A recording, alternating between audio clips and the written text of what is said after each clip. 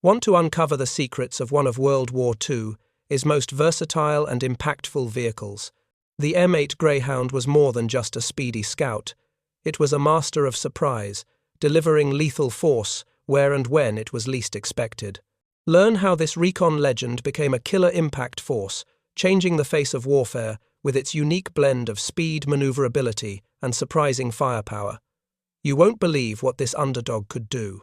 German doctrine grouped Allied armoured cars under the label Speerwagen Light Scouts to be pushed aside by rifles and machine guns. That assumption would not survive the M8's 37mm. Snow hangs low. Engines idle in the dark. Steel breathes. A half-track turned out from a barn side plate bare to the Lane 1 APC round from the 37 found the brake drum, and the column behind it lost a minute it would not get back. They call the vehicle a Greyhound. Not a tank, not a brawler. A runner that noses ahead of the herd and returns with what matters most in war. The first section of the story begins here, but the spark that made this machine reaches back to the early years of the conflict, when the United States learned again that speed is a weapon and that knowledge moves faster than guns. In the months after the fall of France, the cavalry branch argued against a slow future. The horse had left the field. The armoured car would take its place. The staff asked for a scout that could move on the road like a sports car and float over rutted earth without shattering axles. The designers answered with a string of trial machines, the T-series, that taught a simple lesson. Weight kills speed. Weight also kills tires. The next answer had to be lighter, lower, cleaner, and built to travel far without complaint. A vehicle that could slant through hedges, climb a frozen lane, and still roll 55 on a good road before dawn. The birth of the Greyhound came out of that pressure. A hull that sloped like a wedge.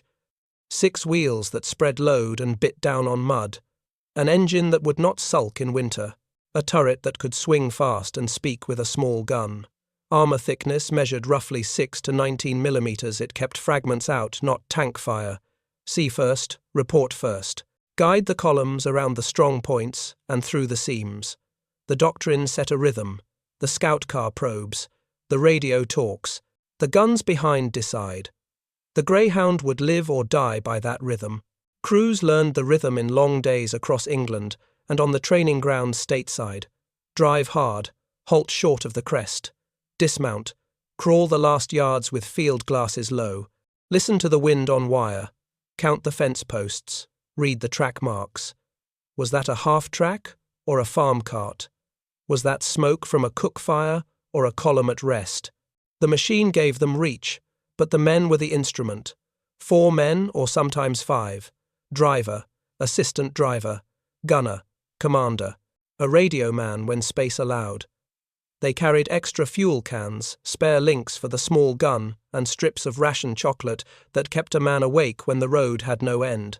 The first combat miles proved the design. North Africa showed that speed is a shield when the enemy expects lumbering shapes. Italy showed that hills punish every wheel and that brakes are a form of prayer. France opened the throttle. When the hedgerows broke and the lanes widened, the Greyhound ran. It ran ahead of infantry regiments that needed a picture of the next village before noon. It ran past stalled convoys to find a ford that would carry trucks by night. It ran across open dairy country to touch the flank of a retreat and call in a roadblock at the exact turn that would turn a retreat into a pocket. The radio voice of the scout often sounded like calm on a storm line. Contact at the orchard. 2 machine guns. 1 anti-tank position in the barn. Road firmer to the east. Bridge timber. Weight limit unknown. Send engineers. That voice saved battalions an hour later and a mile away. The turret carried the 37mm M6. Crews loaded APC M51 for side shots and kept HE for dismounts. The main weapon, the 37mm, matched the early war logic. Light armour, light trucks, thin plates, open cars. A sharp nose round could bite through and stop such threats. Early enemies broke when surprised by a burst and a clean hit. That success confirmed the role. The scout wins by movement, not by standing. The gun is a last word, not the first sentence. Yet the war does not freeze. The enemy learns. The enemy thickens the skin, and multiplies the guns on the flanks of its columns. All of this sits under the stamp line of place and time. Snow, forest, villages with names that vanish into the fog as soon as the column passes the last garden wall. The cavalry reconnaissance troops under 8th Corps hold thin roads that twist north and south. The corps commander wants to see through the trees before the trees open. He needs to know where the enemy is strong and where he is empty. He needs a machine that can carry eyes forward and bring truth back alive. The Greyhound is built for that bargain. It is not a promise of survival. It is a promise of speed and a chance to choose. The men know the limits and the gifts. The armor will stop fragments and light fire. It will not stop a shaped charge. It will not stop a heavy gun. The tires will carry them over snow crust and ruts, but a ditch cut by Thor will swallow a wheel to the hub. The turret turns quickly, but the gunner's best friend is the commander's hand squeeze on his shoulder and the order to hold fire. Silence is a weapon. Discretion is a weapon. The best shot is often a drawn map and a call sign sent up the net with coordinates plain and distances counted out loud. The Greyhound becomes a pen that writes the route for the battalion behind it. Out on the road, the driver feels the machine in the small of his back. The engine note rises. The hull shivers on washboard ice. A barn roof flashes by on the left, a dark hedge on the right. The commander raises field glasses and lowers them, and raises them again. The gunner watches the arc between the two oaks ahead. The assistant driver reads the odometer and marks a number on a wet page. A faint clatter behind the hedge. Not cattle. Tracks on metal cleats. A half-track, perhaps. The Greyhound slows. The commander taps the radio set and speaks in a voice that leaves no room for doubt. Contact probable. Distance short. Do not commit heavy armor to the lane. Flank east. The doctrine breathes through the hull. The story moves. Dawn thins the fog over hedge and ditch. The Greyhound idles low. A hand draws a line on a map and folds the paper back into the sleeve. Orders are simple. Touch the far crossroad. Count barrels. Count hulls. Count men if the lane allows. Return with truth, not with glory. The machine answers first with motion. Normandy taught this craft in lanes so narrow that paint from farm carts marked both flanks at once. A pair of Greyhounds moved like water finding a seam. One held back in shadow with the radio warm against a gloved palm. One rolled forward with hatches cracked and eyes low. The driver felt the crown of the road through the wheel. The commander felt the air. A ripple of insect hum meant wires. A silence of birds meant movement. The gunner held center and breathed through his nose.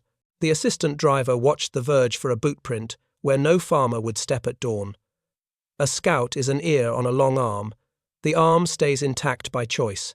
The best patrols lived by routine that did not look like routine. Approach a rise by foot, not by wheel. Choose the second gate, not the first. Pause where a roof breaks the skyline and listen. Glass will betray you. Mud will save you. If the lane bends left, memory bends right and holds a sketch. The commander murmurs ranges and bearings, and the radio man speaks them again, slow enough for the pencil at the other end to keep up. The cavalry net is a living thing. It whispers. It repeats. It corrects. The Greyhound gives that voice reach. In Brittany, the patrols learned that fishermen know every cut in a hedgerow, and that a cart path that looks like a trap may be a gift. Engineers follow the scout voice to timber bridges that sag but hold. Artillery officers build a picture from fragments. A barn, a lane, a haystack with a dark seam that might be a gun shield, a river bend that hides a pontoon. Infantry commanders stand over a hood, with a map spread flat, and nod once when the story makes sense. The Greyhound will not take the village. It will make the taking possible. Lorraine opened the fields and stretched the line. The Greyhound ran fast on hard shoulders, and then walked the last 100 yards 1 foot at a time. Columns hung back and waited for the radio to say which fork would swallow which formation. A dry ford is a treasure. A culvert with a broken lip is a tomb. The scout car learns both by taste. Dust means safety. Damp grit on the tongue means caution. A man who has lived a dozen patrols can tell the age of a track in a field by how the dew breaks around its edges. The machine makes him faster. The man keeps the machine alive.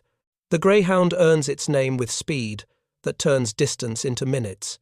55 miles per hour on open road. Less where caution rules.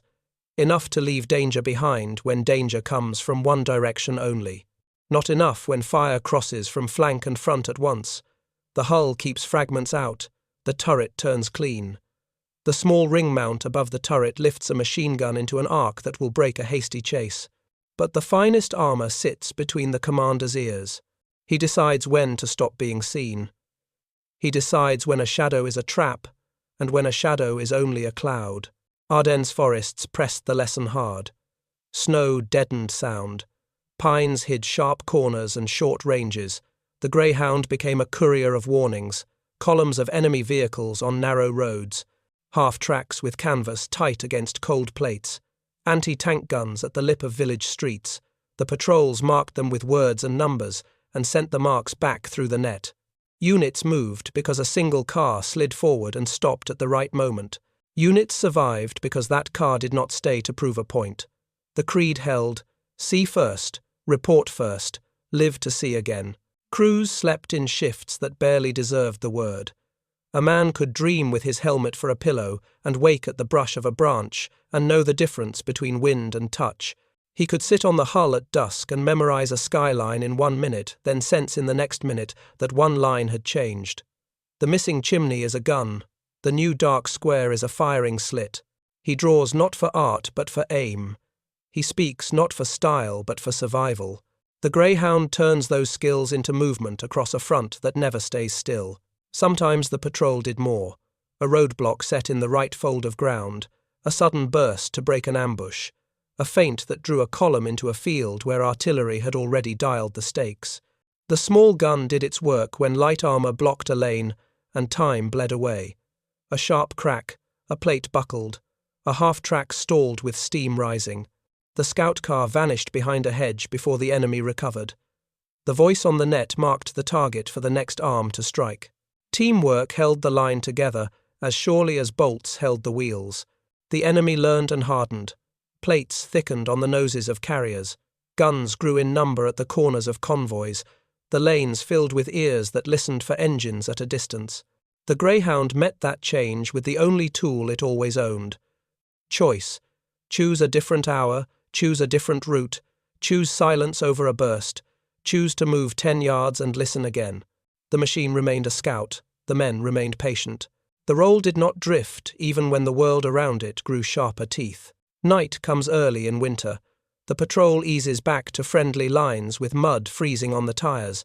A long breath, a slow roll through a screen of infantry that nod without words. The commander hands a grease pencil map to a captain who does not look up until the picture clicks into place. A single car has drawn the lines that will move guns and men before first light. The engine ticks as it cools. The crew eats in silence. The road waits. The first time a greyhound faced a column with open-topped carriers, the small gun seemed more than enough. A clear lane, a short range, a steady hull. The gunner laid the sight on the side plate of the lead half-track and pressed. One sharp report, one bright flash. The carrier slewed and stopped in a hiss of steam. Men jumped to the ditch. The greyhound reversed into cover, and the radio spoke with the clipped calm that meant success without noise. In those early moments, the weapon felt like a key that fit the lock. The gun had been chosen for a world that moved quickly and wore thin shields. The round nose of the armor-piercing shot cut clean through light plates and thin mantlets. The high-explosive shell scattered sandbags and broke field guns that had no overhead cover. Against cars with 4 wheels and light turrets, the effect was decisive. A single flank hit into the engine bay, or a front wheel and brake drum, was enough to halt a half-track and unravel a plan. Then the world thickened.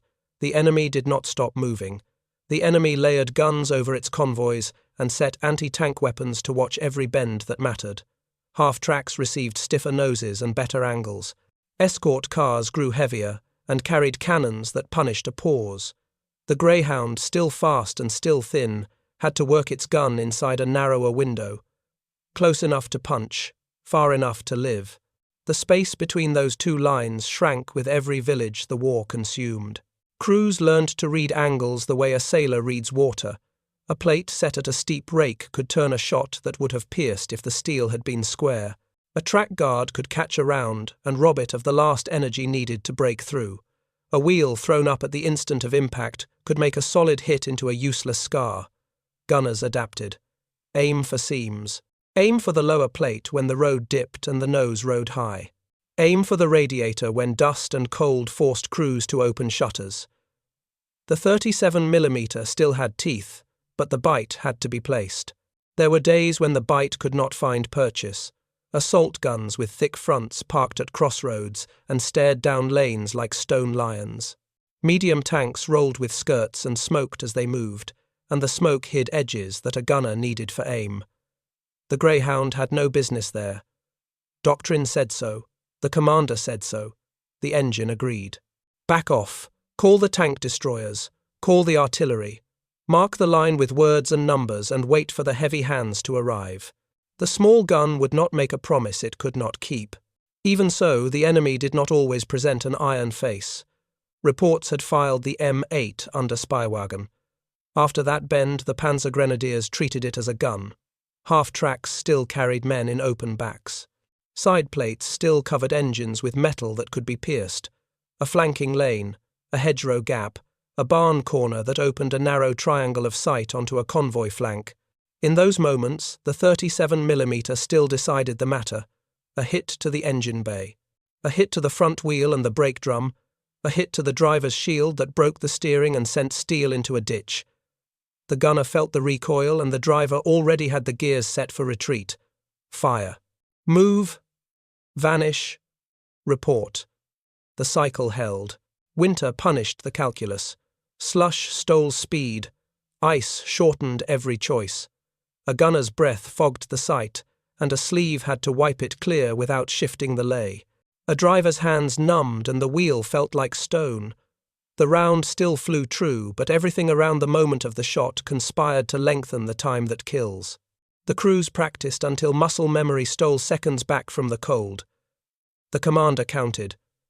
Range, angle, wind. A faint cross breeze between two barns could push dust just enough to betray a muzzle flash. The shot had to come before the enemy saw the sign. There was a human limit as well as a metal one. Crews carried the memory of hits that did not work, and hits that did. A man who had watched a round bounce from a front plate would never forget the sound. A man who had driven past a half-track still smoking from a clean strike would carry that smell into the next lane and hold his nerve.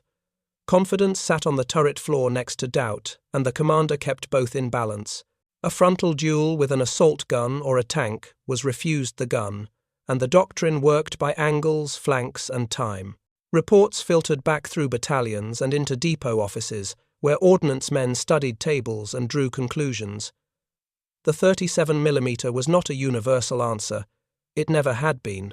German troops called it a scout until 37mm APC at 200 to 300 meters tore open half-track sides and shut the road. Units received more high-explosive rounds for work against guns and crews. Armor-piercing shells remained in racks for the brief fight against carriers, cars, and gun shields. The Greyhound grew into its truth. A scout first. A skirmisher when the line bent just right. A survivor by choice. The nickname that the enemy used did not change the steel. Scout, courier, nose of the column. The men inside felt the weight of those words when they rolled out before first light. They knew that the small gun could end a chase, but that it would not end a fight against an enemy built for battle. They knew that the radio would do more work in a day than the breech. They knew that a single clean hit on a half-track at 200 to 300 meters into a side plate, the radiator, when shutters opened, or the front brake drum, could unravel a local plan and save a company. They knew that the same minute spent facing an assault gun would be a minute too long. The Greyhound sat between those truths and moved. It slid past fences. It paused at crests. It fired when a flank opened and lived, because it refused to ask its weapon to do what it could not. Power had fallen short against thick new armor. Power still held against the thin places that war never fully covers. The men chose the thin places. A change in enemy armor forced a change in how the Greyhound breathed. The answer was not bigger steel. The answer was choice and timing. Patrols learned to trade straight lines for curves. A lane that ran into a gun became a feint.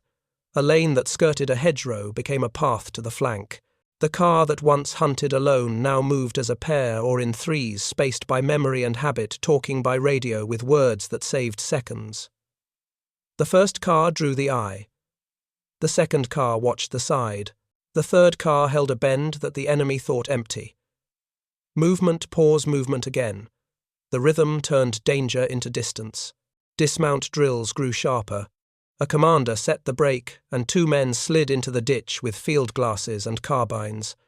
The engine idled low. The turret stayed still. The machine became a shell for ears and eyes. A dismount crawled to a fence post and looked through the knothole instead of over the top. A boot pressed a twig to the mud 1 inch at a time so it would not snap. The men returned to the hull and spoke in short lines that drew a map the driver could feel through the wheel. The car rolled 20 yards and did it again. The gun remained quiet. The radio did the work. Artillery made the small gun larger by proxy. A good scout could hand a battery a lane with a range and a mark and a time, a hedge, a road flare, a plank with a chalk cross set at a culvert.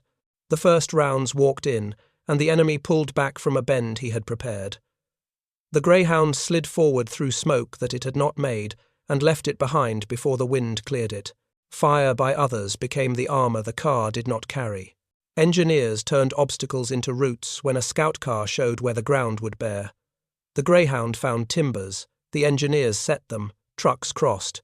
The car found a ford that would carry a light vehicle and marked the depth with a cut switch stuck upright in the mud.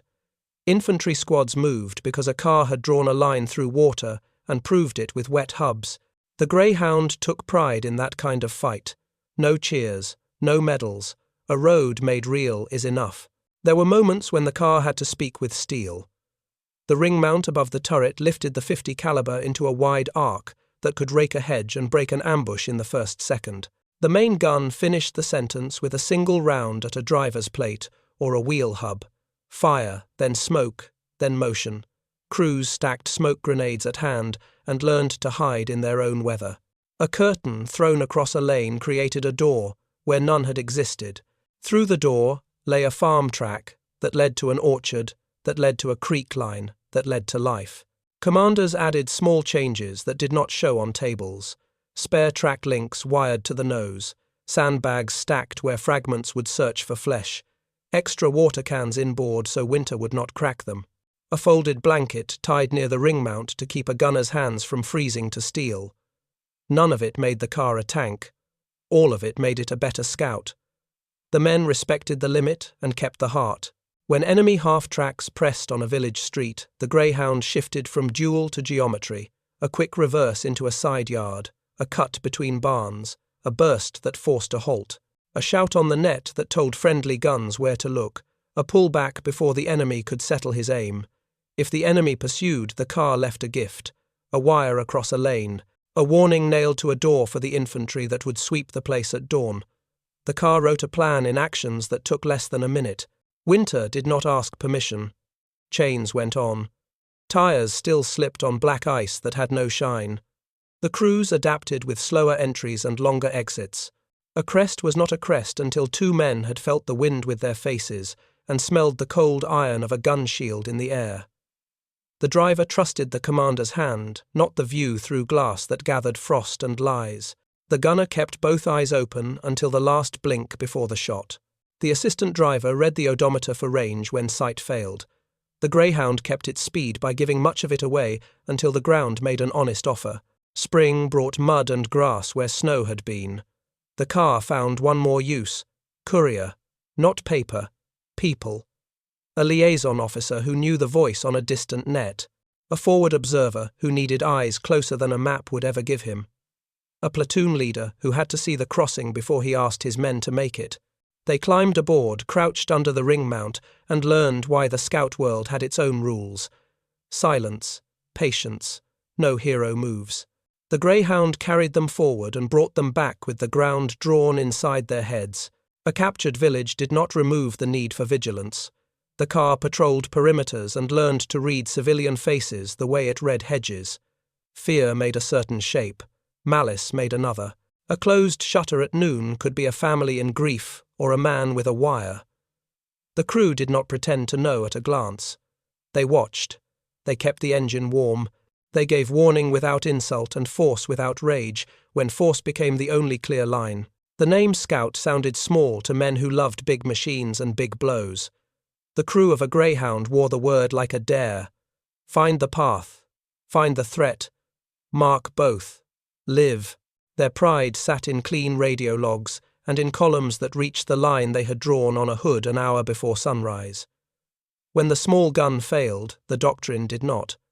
When the enemy grew teeth, the car grew eyes. Adaptation was an ethic, not a trick. Night again. The car halts under trees that hold a broken moon. The engine ticks. The commander writes one last grid and circles a culvert that looks ordinary and is not. He hands the paper to a runner who vanishes into dark. The driver leans back and listens to the forest. The gunner wipes the sight with a bit of cloth.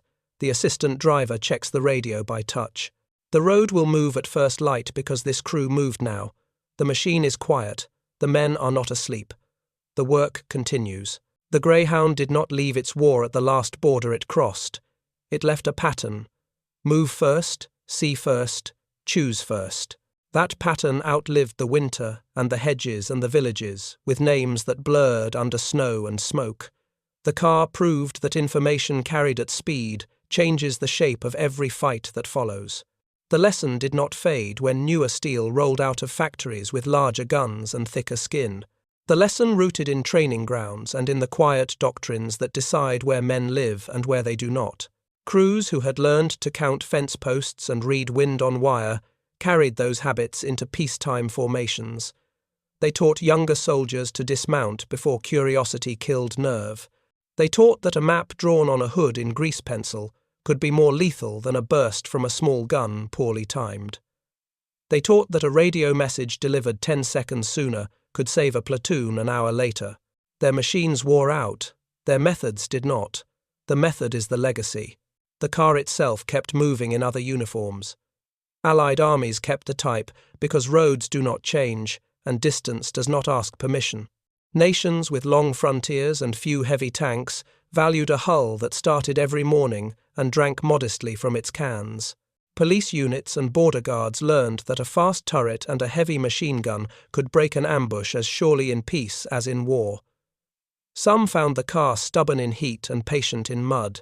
Some learned, as the first owners had learned, that a light gun will not answer thick armor, and that the point is to avoid that question rather than pretend to solve it. There were new wars where old machines appeared, not as relics, but as tools suited to narrow lanes, sparse bridges, and long patrols. A river line at dusk, a plantation track that met a highway, a market town with streets too tight for heavy vehicles. The Greyhound fit those places because those places had always existed.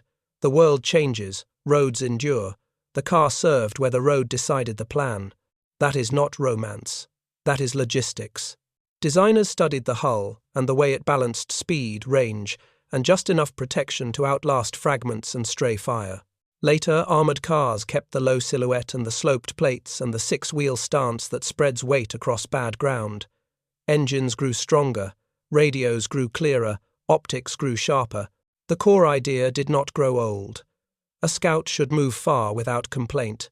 A scout should keep a crew alive while they work.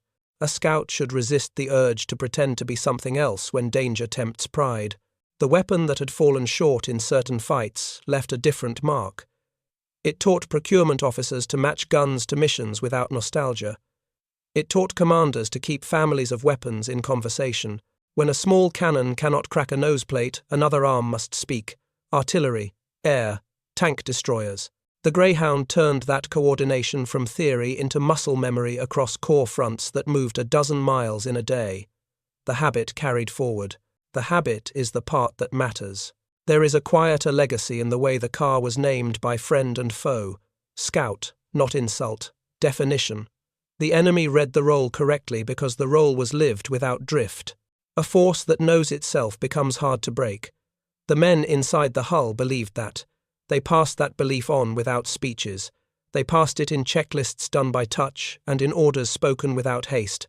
They passed it every time a driver asked for silence on the intercom, and the commander laid a hand on his shoulder, and the gunner kept his finger still, and the car held at a crest for one breath more.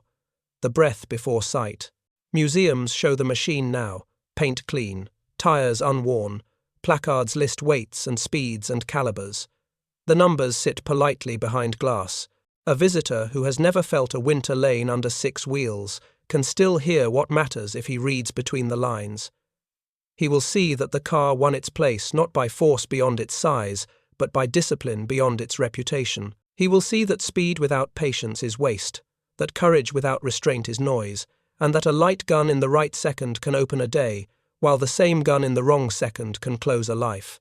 The old roads of Europe still hold the memory of narrow escapes and clean reports. The fields still hide the places where a car waited while infantry moved past with brief nods. The bridges hum with trucks now. The hedges have grown back. The shape of the war is gone, but the craft remains. Modern crews in modern vehicles repeat the same truths with new radios and new sights. Do not crest blind. Do not linger in lanes. Do not fire to prove you are brave. Mark the enemy. Move the line. Bring others home. There is a final image that belongs to the car and the men who trusted it. Dawn in winter. Breath in the turret like fog. A road that bends left between 2 barns. A faint clatter somewhere ahead that might be a half-track or might be a plough. The commander lifts glasses. The driver eases the wheel an inch. The radio hums. The decision is small and precise and matters more than any boast. The car chooses to see. The car chooses to live. The column behind will live because of that choice. The Greyhound remains what it was at first light on that cold line, a fast carrier of eyes and ears, a patient maker of routes, a thin shield held by men who understood that thin is enough when wisdom does the rest. Its legend is not thunder. Its legend is cadence. Move, halt, listen, mark, move again. The road remembers. So do the soldiers who learned to trust what a quiet machine could do.